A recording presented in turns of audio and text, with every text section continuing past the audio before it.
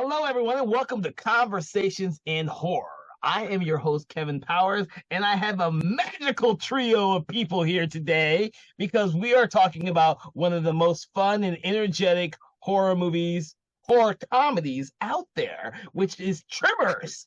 It's a favorite of everyone here at Conversations in Horror, and to help us go through this movie, I have is Thomas Tinnerello, Sarah Panozzo, and Dave Watkins. They've all graciously volunteered their time to talk about this amazing cult classic movie, which has spawned so many sequels and TV shows that it will never, ever end. So, thank you, everyone, for joining us on Conversations in Horror. Yeah, thanks, Kevin. Okay. By our powers combined, we are the main three. So I'm gonna like start this off a little bit, maybe a little bit different than normal, maybe not.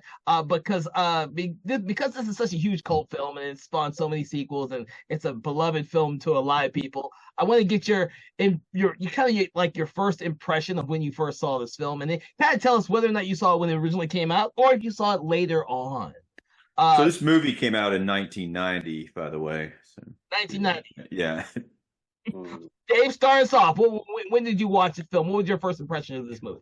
But I saw it for the first time on TV with commercials. But I think that I saw like a commercial for it. It was like before, I knew it was coming on, and I saw the commercial. It was kind of advertising it. So some of the movie before I saw it because of that. But I thought it was a lot of fun. When I saw it the first time, and I thought it was. I think what really stuck out to me was the actors, like the characters, like especially Kevin Bacon and Fred Ward's characters, and the way that they played off of each other. That really made it stand out from a lot of other movies, other than the giant worms look, for it being like no CGI, they look really awesome in general. They use them very sparsely too. So, all right, what about you, Thomas? Well, let's see. I think like Dave, I think I probably watched it on TV first, but I've been racking my brain trying to figure out if I saw it as a rental or if I saw the what I would call the pardon my French version on TNT, which I would otherwise known as the Tremors Network Television, or TBS, aka the Tremors Broadcasting Station, because they ran both those services by Ted Turner, ran this show all the time. So I think the first movie especially became sort of like like a middle school friend that you just see every now and then. Oh, look, there's Tremors. Hey, Tremors, what's up? What are you doing now? So I think that I do remember, like, before it became so ubiquitous on TV, I know I saw not necessarily the trailer, although that was all over the place too. But I remember my parents watching Entertainment Tonight, with John Tesh, for you younglings out there. They were doing like a behind the scenes thing on Tremors. And I remember like they were doing like showing how the special effects were done. And I thought that was incredible because they were showing, I think, when one of the graboids is chasing somebody and you could see the slats for their walkway going up in a wave. And I thought that was super cool. So I guess that's what lured me in to this adventure, which could very well be pretty much called Nope on the Ground.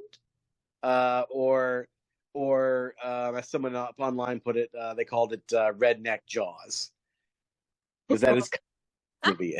Originally it was titled in script form. It was Land Sharks. Did the Saturday Night Live character? They decided not to go with that route because of that.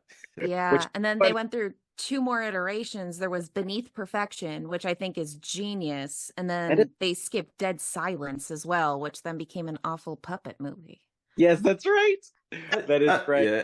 I think Tremors is definitely the better title of any of those. Absolutely. It's nice. It's just one word and it's just there, where was it Beneath Perfection? Is that what you said? Yeah, Beneath Perfection. Yeah, that's kind of cool, but I think just that one word of Tremors, it just kind of stands out to me. Yeah. Absolutely. I was describing to my sister what I was doing this weekend, and she was like, "You have tremors I need to worry about?" And I was like, No, like the movie.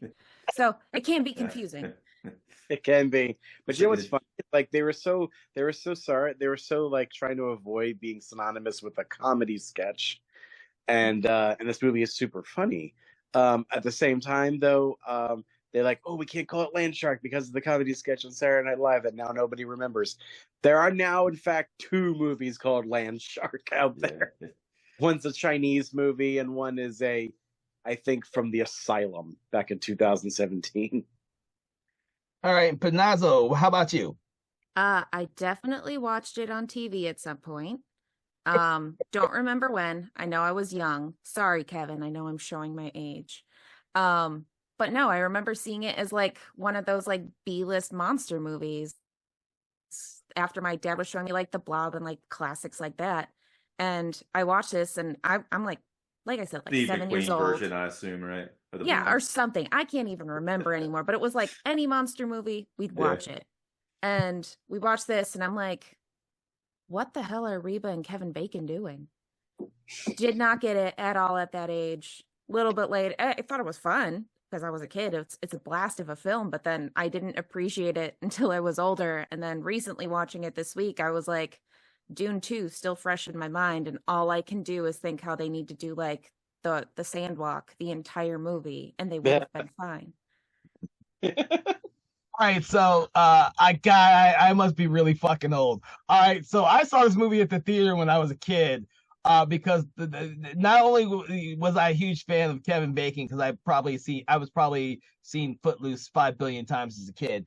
I knew who Fred Ward was from fucking Remo Williams. So I knew who the 2 stars were when I was a kid. And I'm a monster kid. I was always a monster kid, and I always loved monster movies. And I had to go see this the weekend it came out. So my dad obviously took me to go see this the weekend it came out. And then, of course, when it came on video, I think we rented it 3-4 times before I decided to record it, and then I watched it a billion times after that. So I'm a little old school when it comes to Tremors. Just as a reason why I've seen all of the television show and all of the movies, and I'm a huge fan of the franchise, no matter how many times it went crazy on me. So that's how I see it. Well, going off of that, like, I think I knew Kevin Bacon more from Animal House at that point than I did Footloose the first time I watched it. You know what? If Animal House is in the movie, I really, I've seen it like maybe twice when I was a kid, and I don't remember anything about that movie. Anything. But Footloose, I used to think I was Kevin Bacon. I used to dance like that, and I'm like, dude, that dude has some magic. And growing up in the 80s /80s, I did grow up in the 80s, everybody. And just a little bit in the 90s before graduating. So that's what my whole experience was. It wasn't Kevin Bacon from Friday the 13th. It wasn't Kevin Bacon from everything else. It was literally Footloose that just, and so of course I found his ass hilarious as shit in Tremors and thought the movie was absolutely brilliant. I think this may have been my actual first experience with Mr. Bacon, now that I think about it. Because I had not seen, to be honest, I still haven't seen Footloose. I mean, I don't even think I knew it existed when I was a kid, because it just wasn't one of my jam. So yeah, I think this might have been the first time.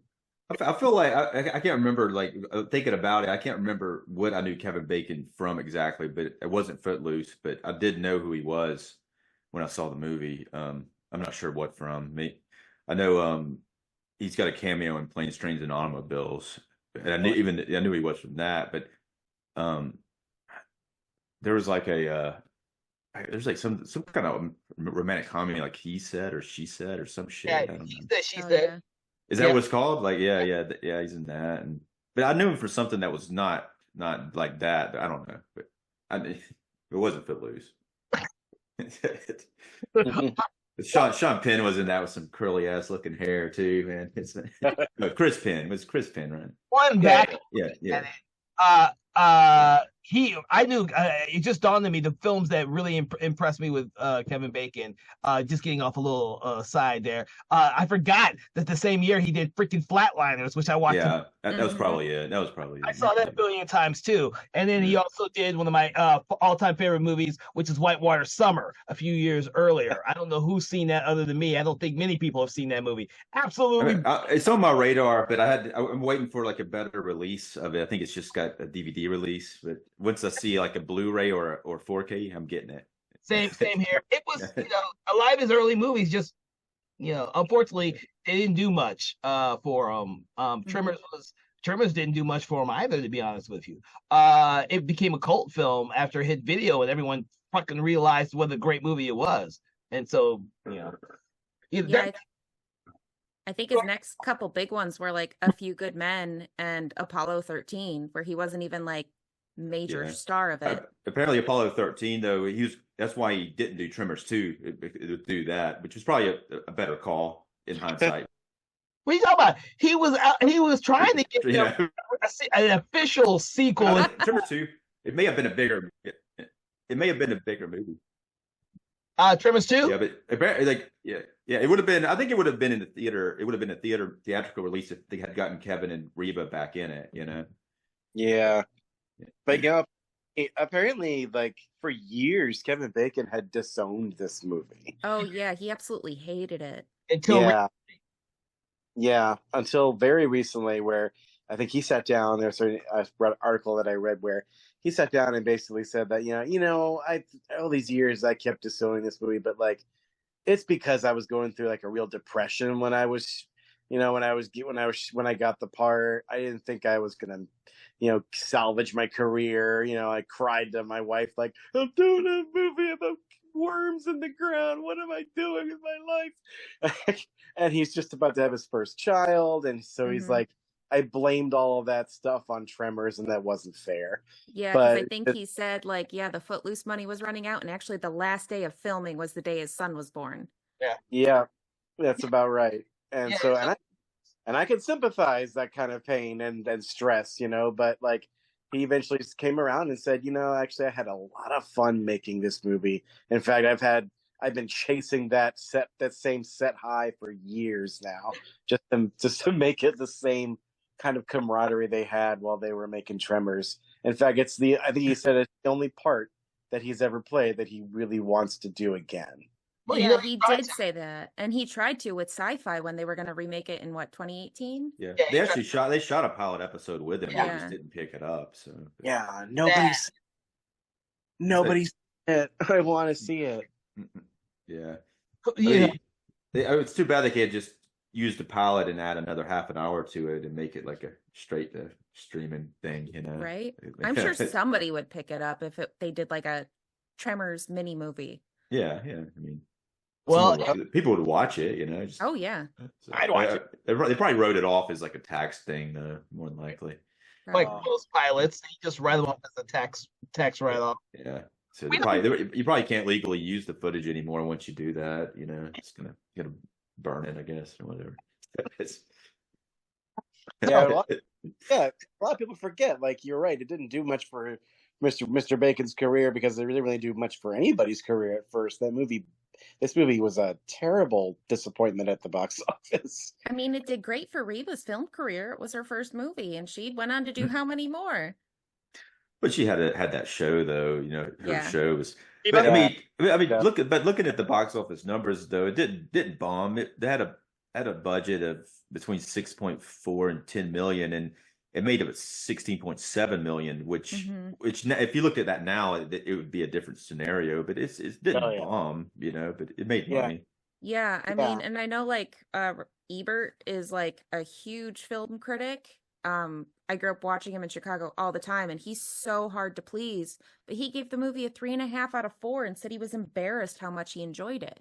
Aww. Because it's like the affectionate throwback to the 50s creature features. Yeah, but you can't say that to audiences. Audience didn't get that in the early. No. There's tons of monster movies that just didn't do well at all back in the early 90s. Well, 90s were pretty bad for horror films in general. But that's what I think. I think it's a really weird time too, because even like movies like this, and one of the researchers that Night of the Creeps, it's like the movies didn't do that good in the theater, but they did really good on television and in home video. And there was like a bunch of movies that came out during that 87, 90 something range where they just like put them, and they just became very popular because of that phenomenon happening at the time. Horror was not at its apex that it is now. Well, and if you think about it, like it was only released at like 1,500 theaters across the US, and that is nothing compared to today where like every town has a theater and everybody in it's going to have at least one or two people who go and see a horror movie. Yeah. But also I think this might have been a hard movie to market a little bit. Yeah. Because the tone is a hard thing. Now, within the movie, the tone is perfect. I think they do walk that line between comedy and horror pretty good. I mean, they lean more into the comedy part, which is a good idea because it's a monster movie. It's kind of, there's not that many other monster movies in the modern day that don't take themselves quite as seriously as Tremors do. And that's part of the magic of this movie, aside from, the characters, the ensemble, and the way they work together and all that stuff. The humor, obviously. I think with the humor, it's done in a way where we were talking about the land shark or whatever. It's not spoof.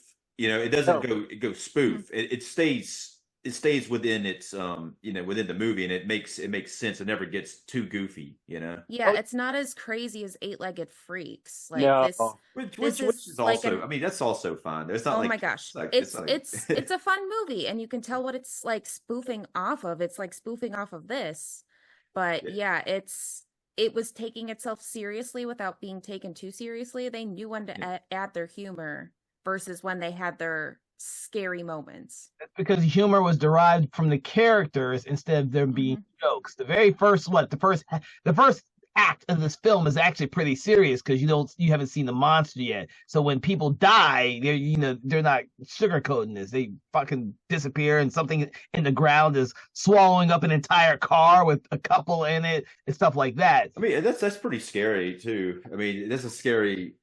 I mean, yeah, I would think if some kids seeing it, it's geared towards a PG-13 rating, so they kind of made it maybe towards kids. But it could be. I mean, I don't know if people were ever traumatized by it, but it's still a fun thing. But I think maybe some people might be scared that something might be under the ground, which there were something under the ground. Definitely some scary moments. I mean, like old Fred's head underneath his hat, them climbing up the tower and seeing who was it?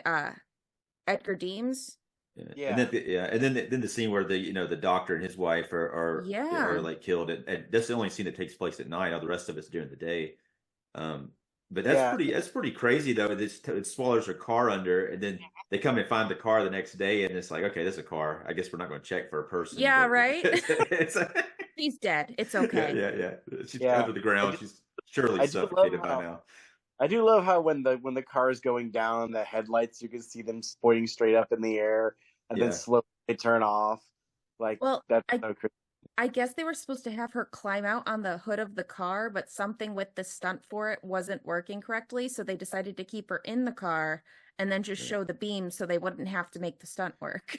Well, it actually works fine though. It works great for what it is. Yeah, that sounds like there's a lot of things in this movie that are like that, where like they had a budget and the budget had limitations, and the limitations say, okay, this is the kind of movie you're going to have now. Even down to like the design of the creature, like those snake-like tentacle things that come out of its mouth were created because they wanted to save money on showing this giant worm, because it was actually cheaper to have these little puppet worms come out sometimes than to actually have the giant tri-beaked thing come out of the ground all these times. So that's why they added that, and that's why they're slimy like that. Because if they were all dry, they looked like they were.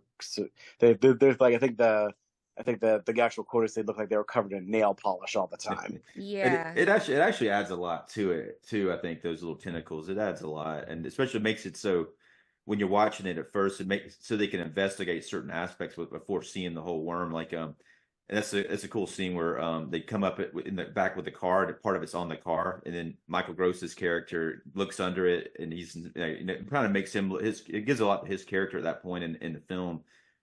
But that character is really cool. His character and Reba's character are kind of the survivalist. Survivalist, Oh my doomsday gosh, they're so preppers. Before there was a term for doomsday Yeah, preppers, yeah. it was these two. Right, and they got all those guns on the wall, and it's like they're kind of secondary characters in this movie. He becomes a main character in some of the other movies, but they treat him pretty good in the way that they don't get killed. Because I've seen in other movies where, say, the doomsday preppers or whatever, they're firing the guns off, and then they get killed, and as a kind of a point to say guns don't solve the problem or whatever. Well, and that was Michael Gross's main thing. So like he is the only character who's done all 7 movies. Right. 6 of them as Bert and 1 as an ancestor, and then the TV show. But he is apparently super liberal, and he'd just gotten off of Family Ties right before he started this. But he said that he was proud Bert is a responsible gun owner and had never actually aimed a gun at a person. It is always in a safe direction or towards a monster. Sure. Yeah. Oh yeah, he checks an unloaded gun, which like skipping ahead of ourselves there. The annoying little kid Melvin wants so bad to shoot a graboid towards the end of the movie, so Bert grudgingly gives him this huge magnum pistol, and he's like, "Here, go ahead." So then they're all shooting at the dynamite. Oh, they're trying to get the dynamite thing to blow up so they can blow up a graboid, and he's shooting away. And he's like, "Wait a minute, this gun's not even loaded." And he's like, "Gotcha," and he's like, "It got you to be brave, didn't it?" Though, and he takes the gun away from him, and we know that this gun is not loaded. He knows the gun is not loaded, but because he's a responsible gun owner, he opens it, looks at the chamber, nothing in there, put it away. Speaking of Melvin, I tried for the longest time to figure out, because I even made a list. It said population 14, and I was like, okay, there's Melvin. Whose kid is he? And I found out today that apparently there were some cut scenes where they explained that Melvin's parents were currently in Vegas. And I'm like, great. So that would put population up to 16. So who doesn't technically live in the city? Are Val and Earl not technically population? I would think so. They're hired hands. They're kind of They're sleeping in their truck. It shows in the very first scene they're waking up and they're in the truck sleeping in the back of it. Speaking of which, Kevin, you said you noticed stuff in the film. Did you notice that foreshadowing for the end of it?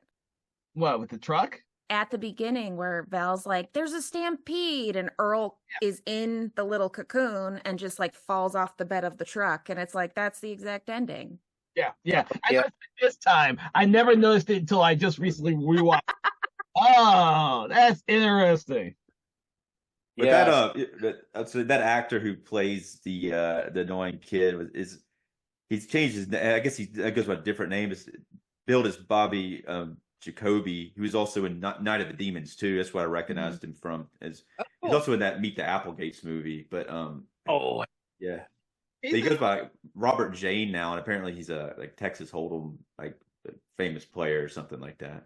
Yeah, well, he came back for that one that one sequel where they Back to Perfection. Right, the third one. Yeah. Got everyone to come back to be in it, which I thought was actually great to get a lot of the original actors to come back and be in that movie. So he was also B number 4 in the B movie. Okay, I didn't know that. Oh my god! Characters. Somebody pointed something out to me that makes this movie special, which is that it's kind of, in a way, it's kind of like, Kevin, when we were talking about Lucio Fulci's Zombie, how both this movie and I think Fulci's Zombie share a similar view of humanity. Because if you think about this movie, a lot of other monster movies are really just kind of set up to show humans are the real monster. There's always like a human reason that the monsters are here. Like some developers, dumping toxic waste. They seem to intentionally avoid that by not answering any questions about the graboids whatsoever. That's and not only do they do that, Dave, all of these characters we've mentioned all of them, even the ones who die early, they're all good people. Mm-hmm. There's It not literally annoying. is perfection. Yeah. Yeah, you've They're got all this small, tight-knit community who all take care of each other. All of them do what they can to help. Yeah, I mean, there's not an a-hole in the bunch. I mean, except for Melvin. But Well, he's a kid, so they can get away with it. He's not. Yeah. He's not really that bad. He's just a little annoying. Yeah. Is that? He's kind of playing jokes a few times, and he learns. Yeah, he learns not to do that shit. That's a good observation that everyone in this is a rare movie where there's not a real villain in any of them. Right. Yeah. I hadn't thought of that. I hadn't thought of that either. I didn't notice that. Cal's name perfection. See, it's these little layers that we find out when we rewatch the movies that make the movies a little bit better than we originally. Yeah.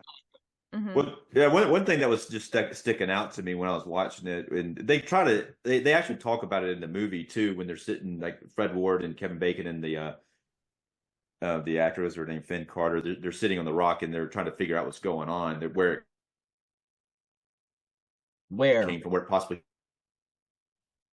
from. They but the question that's always kind of gotten to me is like, why now? What caused it suddenly? Worms to come out of, what's bringing? I guess it really doesn't matter ultimately, but usually at least they'll say. But if they answer that question and there was like some, like Thomas was saying, some like villain of corporation or whatever that like or drilling in the ground and unleash the worms, then you got a bad person, So yeah, they avoided it by not answering it. I think they probably could have gotten away with it if like an act of stupidity may have. Like maybe some prospector was blowing up dynamite looking for gold or something, maybe something like that. Probably you could have kept the whole kind of Pelagian view of humanity but still had some kind of explanation for it, but because they don't do that, my theory is that the Graboids just ran out of their food supply wherever they are. Like whatever it is they normally eat that's not human. They seem pretty friggin' hungry because they just keep eating, Yeah, like they ran out of food and they came up to find food. I think that's all it is.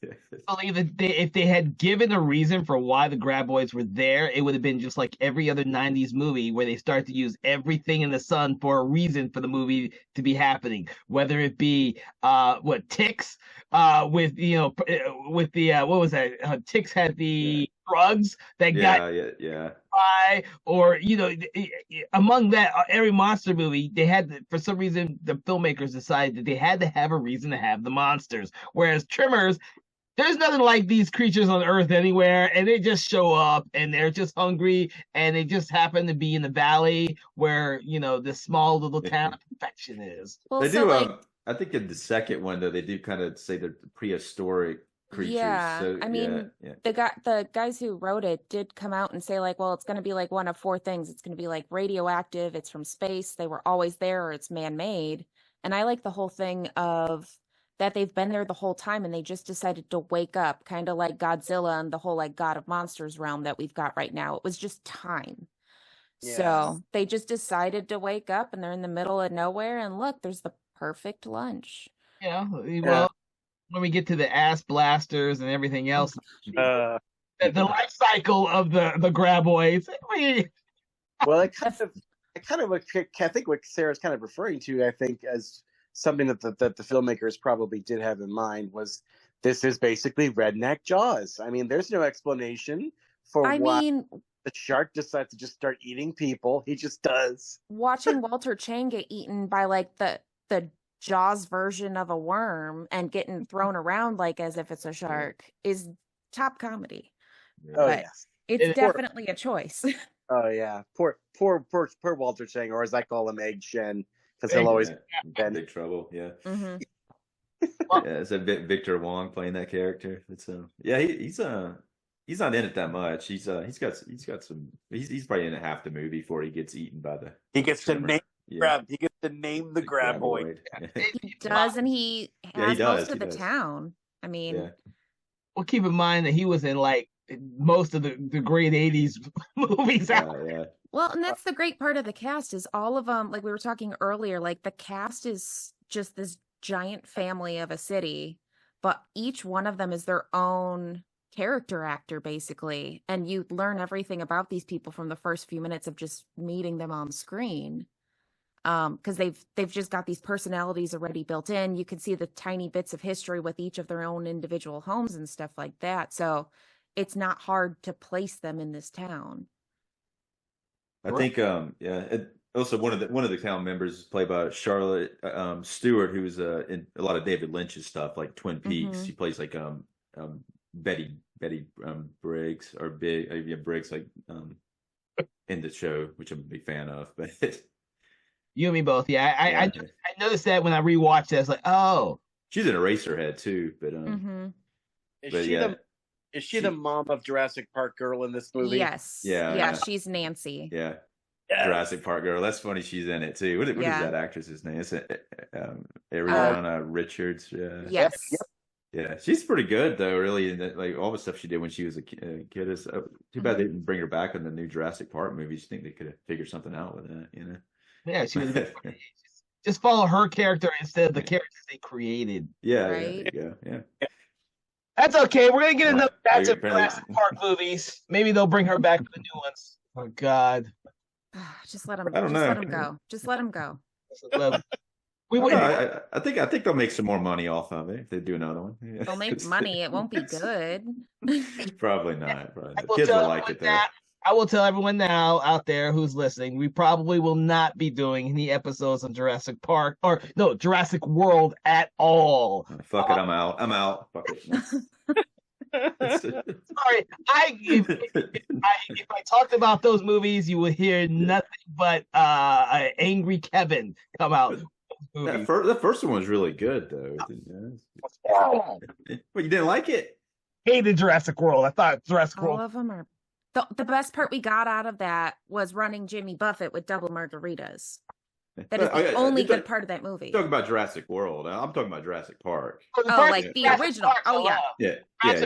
Movies, all three of those are horrible. Yeah. No, I'm not. I agree with that. My wife actually loves those movies, and she loves Tremors. She wished she had been on this show because she actually has seen that horror movie. She's considering the horror movie because she thought she considers it a comedy. So, which is a good point to ask. There are people out there who just consider this movie a comedy, and my wife is one of those. She doesn't really like these type of movies, but like the rest of us, she grew up watching it when she was young, and she just took to it. So. I mean, I gotta say, Kevin, I kind of sort of agree with your wife on this one. I mean, this Blu-ray, I put it in the comedy section just because this movie makes me laugh quite a bit. It also taught me how the right way to play rock, paper, scissors because, Val and Earl always solve anything in this movie with a game of rock, paper, scissors. Yeah. And I'm pretty sure it's at the end of this movie. Basically, Earl wants to go and basically put himself in the dangerous situation and save Val. And so he says, he loses, but he says, nope, rock rips through paper. Yeah, actually, rock kind of does rip through paper. Rock should win against paper.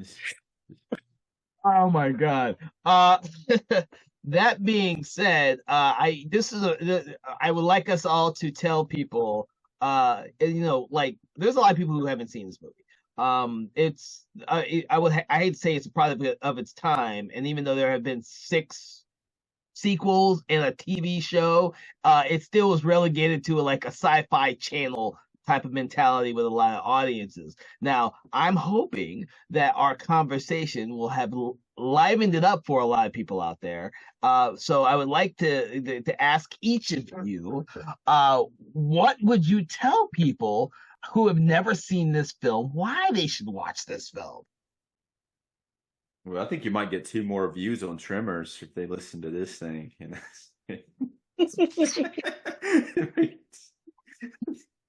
Okay, I'll go first on this one because I made the question. The thing about Tremors is I think it is an easy 90s gateway film for people who don't like horror and need something a little light. and is not too scary, but still has a little bit of suspense. I think the first act does a really good job setting up the whole premise of the film, in which, you know, it's got some suspenseful moments, but it's nothing gory. And then by the time you reach the second act, it becomes a full-on comedy routine, but still has that monster aspect to it. It's almost all in the daylight. It's a rare horror film that's almost all in the daylight. So those people who come in who are not sure can watch this film and be entertained and be engaged in a film that isn't designed specifically for jump scares. This is not that type of film. When I don't even know, are there any jump scares in this movie at all? That I think about it, I don't remember. A little bit, like I said, with what's his name's head underneath his hat is a little bit of a jump scare. I mean, sometimes when the worms just come out of nowhere and they're like they burst through the floor of they eat store. Shane, yeah. But yeah, I mean, I agree with you 100%, Kevin. It starts off suspenseful and it's quite a comedy by the end, but it's like the same as I compare it to Tucker and Dale versus Evil. You've got this great comedy movie with some horror in the background. It's built around horror elements, but it's a great comedy movie. It's a great intro to monster films. It's got great effects because everything is real. It's not CGI at all. Mm-hmm. They literally built everything. Everything's a puppet. So everything was done. They built the whole town. I mean, it's fantastic to think that they were able to pull this off on a somewhat shoestring budget. Yeah, limited location, probably, you know, limited location. Monster doesn't show up till the second act. Yeah. They actually decreased the amount of graboids because it was going to be 6, and they chopped it down to 4 to save money. Well, you also mentioned another gateway horror film before I forget. Tucker and Dale versus Evil is another great gateway horror film, except for most of that takes place at night. So you might get a little bit of more I don't know. There's a good chunk of it that takes place during the day. Like when he's cutting up the trees and there's the bees and the guys running through the woods getting impaled by trees. I mean, yeah. Tucker and Dale is really gory too. Yeah, but I was thinking that it kind of does seem like, I think, if I'm not mistaken, I've only saw it one time when it first came out, but it does seem like it may have had some raunchy type of humor in it, where it might go in a different type of direction. It's definitely more self-aware. It's self-aware. It is very self-aware. It explains a ton of tropes, like, you know, like Texas Chainsaw Massacre, where he's running with the chainsaw. I mean, and my wife, I had her watch that for the first time because she's a huge Alan Tudyk fan. She had never seen it, and she doesn't, like I said, she doesn't watch horror. I think she missed out. She missed out on every one of the horror tropes, every one of them, because she doesn't watch horror films. But she was laughing her ass off because she's an Alan Tudyk fan. Nothing else in that movie got her except for Alan Tudyk, and she was laughing her ass off the entire time. So. All right. What about the rest of you? What are your takeaways, or what do you have to say for someone who may be watching this for the first time or reevaluating it after years of having never seen it? Who wants to? I would say that, like I said, I think the main appeal of this movie is how these people in this small town come together and work together, and they're all so enjoyable, endearing. And their dialogue is so funny. There's so many quotable lines in this movie. Also, they deliberately chopped it down from a hard R. Yeah. And just even if you watch this with the uncut version, it still seems dubbed because they deliberately went over and censored it, creating marvelous dialogue gems like, "Wow, we got that mother humper. That's good, Bert. Now be advised, there are 2 more mother humpers. Repeat, 2 more mother humpers in the area." Is there actually a version of it that has the cuss words in it? No. I don't think so. I thought you were implying that there was one. I was like, I wasn't aware of it. It was like that when I saw it in the movies. Actually, when I watched it in the movies, I remember that. I was like, oh, that's weird. But, they did that sometimes. That's the only reason why it got released as a PG-13. Right. Because they went back and they purposely did redub. I think they said there were a little over 20 or more fucks removed from the film. Right. And apparently they only had 2 Fs to give. Yeah. Yeah. Actually, I think it was just 1, and it was pretty early on. Right. Maybe this movie started the whole trope with the MPAA where you get one F-bomb per PG-13. Oh wow. It's so random too. It's just like one F-bomb, and it's like you got to place it in there, but Got to place it perfectly. Yeah, it makes people really think about the use of it sometimes, though, because the other one, so they're not using it as an adjective every other word, So it's like, but I mean, I kind of agree with Kevin on the reason why it works. It's just, I mean, I think it's a fun movie, and it's an easy type of movie to watch. It gets you in there right away when you see Kevin Bacon and Fred Ward interact, and and they're just kind of what's going on between them is just pretty funny. And you get into the characters, and then you start to see kind of a mystery going on in this town the cinematography looks great, like the fact that they made the whole town, and it's not, and they're able to destroy it during the movie too. But it all looks like fantastic, the art design and everything, and they're out in the middle of it. So the location's cool too, because it's like this middle of this desert, and it's I don't know. Yeah, in like Lone Pine, California, right in the it was 3 hours away from LA. Yeah. And they actually chose a bunch of the scenes that they did based on the rocks that were available in the area, so they could specifically do the pole vaulting scene. Yeah, they it too, and showed it to my son before, and he loved it. And that's the thing. It's like you show him something sometimes, and he won't watch it. He'll be like, he won't even look at the TV. He puts like a good movie on that I consider good. He's like, nope, I'm not looking at it. I put this on. He watched the whole thing. So it's. How about you, Panozzo? I already answered, Kevin. I told you I agreed with you. Is that all you were going to say? Oh God! Yes, I agree with you, Kevin. I'm done.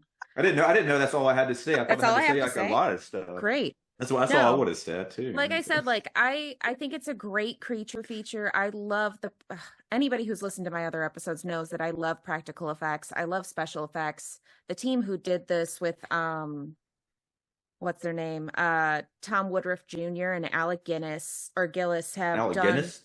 I keep thinking it's Alec Guinness, but it's Alec Gillis.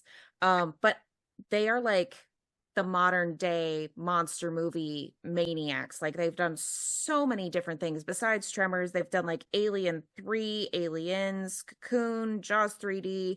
They've done the Santa Claus 1 through 3. I mean, these guys have done their most recent thing was Prey, where they did the Predator in that one. Yeah, that's really good. And so their stuff is really impressive, especially for what they did for some of their earlier films, where like they started with the Terminator.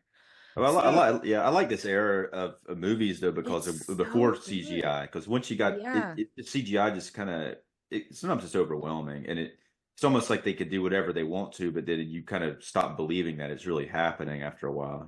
Well, and they have one of the biggest failure stories with CGI is they were the ones brought on to the remake of The Thing, or I guess the prequel of The Thing. Right. And all of their special effects were covered over with CGI because that is what the studio wanted. Yeah, that was so terrible. I was watching. I finally got around to watching No One Will Save You with Caitlin Dever. Where it's a home invasion, but it's actually aliens. And I thought to myself the whole time while I was watching it, I'm like, man, this would have been so much better if they just made at least just the close up of the aliens practical. Because they made the aliens all CG, and I'm like, as soon as I know the difference, I know what a CGI face that's even vaguely human looks like, like, and they just weren't as scary because I knew they weren't real.